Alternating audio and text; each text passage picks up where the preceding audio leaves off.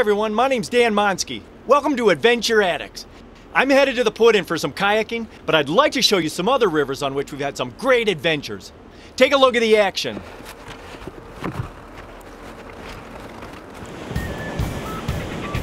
Whitewater kayaking isn't just about facing danger. It's often just like hitting the playground. You like to run some of these rapids that are here, you know, do some eddy hopping, look at some of the big haystack waves, you know, you're coming up good 5, 6, 8 feet, you're coming up in the air and back down the other side. It's pretty fun. When you're surfing on a wave, it feels like speed, because the water might only be moving maybe 10 miles an hour or so underneath your boat.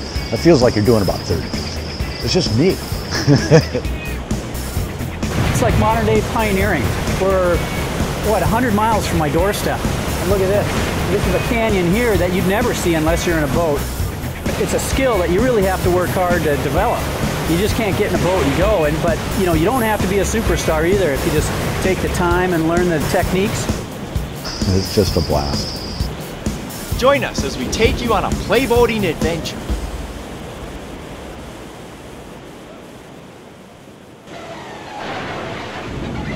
The Lower St. Louis River in Minnesota is like running an action-packed river running maze. You can opt for the really difficult high adrenaline run, or you can take a mellower run, and there are plenty in between. If you do mess up and clip a rock, you're going to have a bad piton, but you're in the middle. There's so much width of river, you've magnified the issue 10 times. It's a fairly large river, but all of a sudden it widens out where it's almost like going down 7 or 8 rivers all at once, because there's so many different channels that you can go down that you can't see from the shore exactly what the right line would be to take. It's so wide and so long that you really don't know where you're at all the time.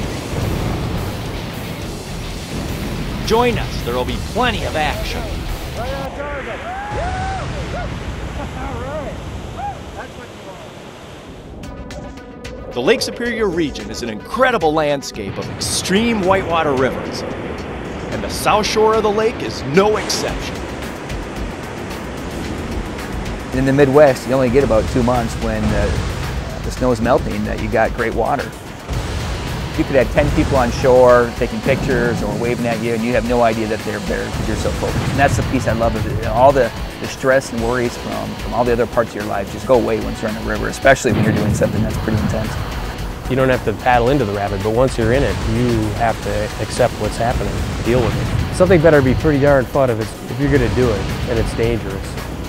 It's a lot of vertical. It's ledge after ledge after ledge, and that makes it really fun. There's a lot of read and run, which is cool, and then you can get to those drops that you can just see the big horizon line. Join us for some exciting action. The Midwest is a region generally considered a flat water mecca for those who love canoeing a wonderful calm lake or a meandering river. But for those who don't already know, it's a region with surprising excitement. One of the things that's really remarkable to me about rafting is how forgiving these watercraft are. I mean, you can make all kinds of mistakes and still get through in the raft, upright, and without very severe consequences. I'm really surprised that there is this kind of whitewater in Wisconsin. I had no idea that there was a river with these huge rapids. It was amazing. I loved it. It was exhilarating. It was just so good.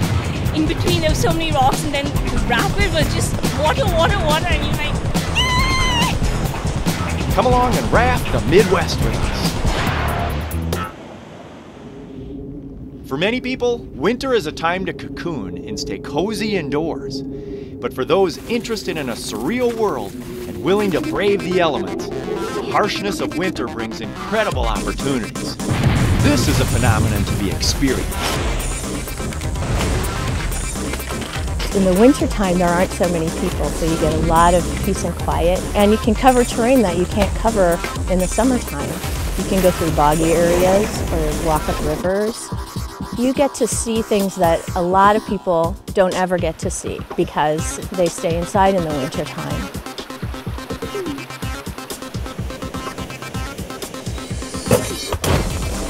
Every time you went around a corner, you weren't quite sure what you were going to see. And there were a lot of really pleasant, beautiful surprises. Yeah, I've never walked a frozen waterfall without any ice equipment before. You're always going to see something different, something new. I never heard about, you know, coming up the river, up the canyon, and so it was really a cool trip. Thanks for watching. Come on back for more Adventure Addix action. I'm going kayaking.